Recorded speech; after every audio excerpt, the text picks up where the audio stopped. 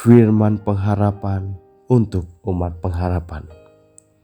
Kejadian 21. Tuhan memperhatikan Sarah seperti yang difirmankannya, dan Tuhan melakukan kepada Sarah seperti yang dijanjikannya.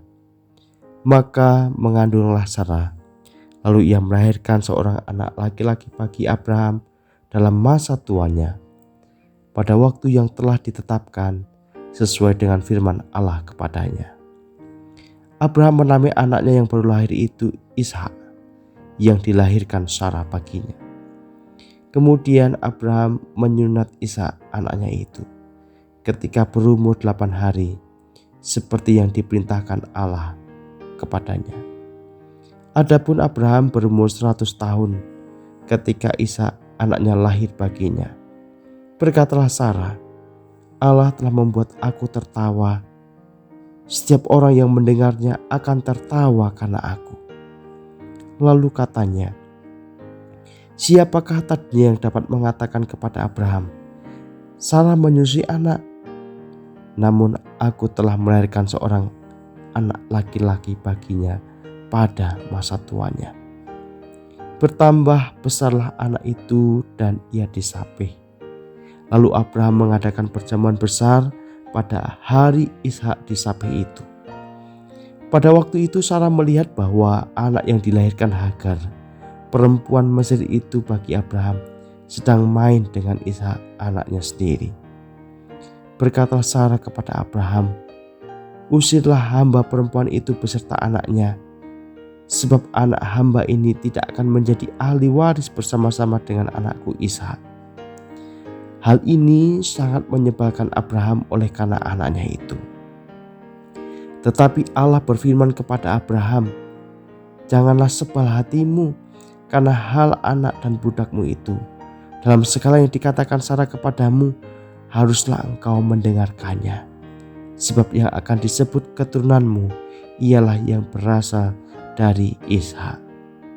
Tetapi keturunan dari hambamu itu juga akan kubuat menjadi suatu bangsa, karena ia pun anakmu.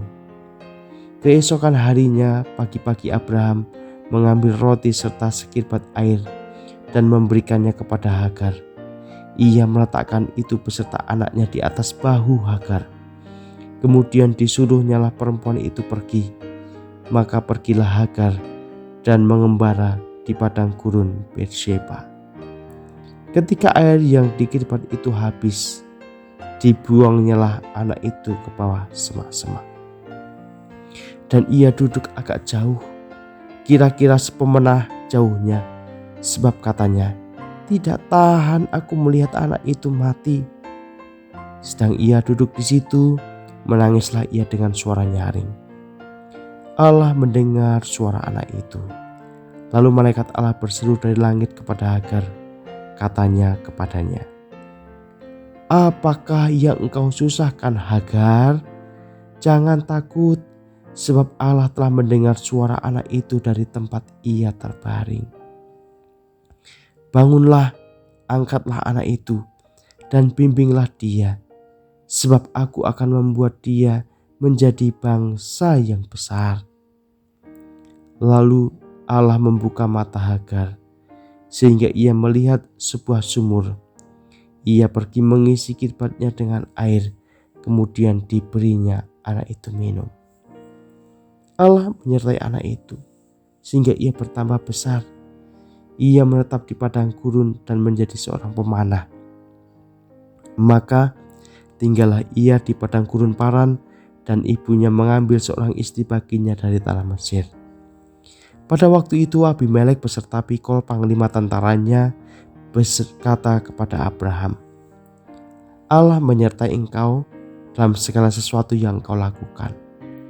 Oleh sebab itu bersumpahlah kepadaku di sini demi Allah bahwa engkau tidak akan berlaku curang kepadaku atau kepada anak-anakku atau kepada cucu cicitku, sesuai dengan persahabatan yang kulakukan kepadamu. Demikianlah harus engkau berlaku kepadaku dan kepada negeri yang kau tinggali sebagai orang asing. Lalu kata Abraham, aku bersumpah. Tetapi Abraham menyesali Abimelek tentang sebuah sumur yang telah dirampas oleh hamba-hamba Abimelek. Jawab Abimelek, "Aku tidak tahu siapa yang melakukan itu. Lagi tidak kau beritahu kepadaku, dan sampai hari ini belum pula ku dengar." Lalu Abraham mengambil domba dan lembu dan memberikan semuanya itu kepada Abimelek. Kemudian kedua orang itu mengadakan perjanjian. Tetapi Abraham memisahkan 7 anak domba betina dari domba-domba itu. Lalu kata Abimelek kepada Abraham, "Untuk apakah ketujuh anak domba yang kau pisahkan ini?" Jawabnya, "Ketujuh anak ini harus kau terima dari tanganku untuk menjadi tanda bukti bagiku bahwa akulah yang menggali sumur ini." Sebab itu orang menyebutkan tempat itu Beersheba, karena kedua orang itu telah bersumpah di sana. Setelah mereka mengadakan perjanjian di Beersheba, pulanglah Abimelek beserta Pikol panglima tentaranya ke negeri orang Filistin.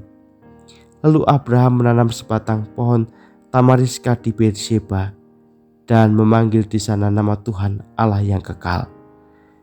Dan masih lama Abraham tinggal sebagai orang asing di negeri orang Filistin.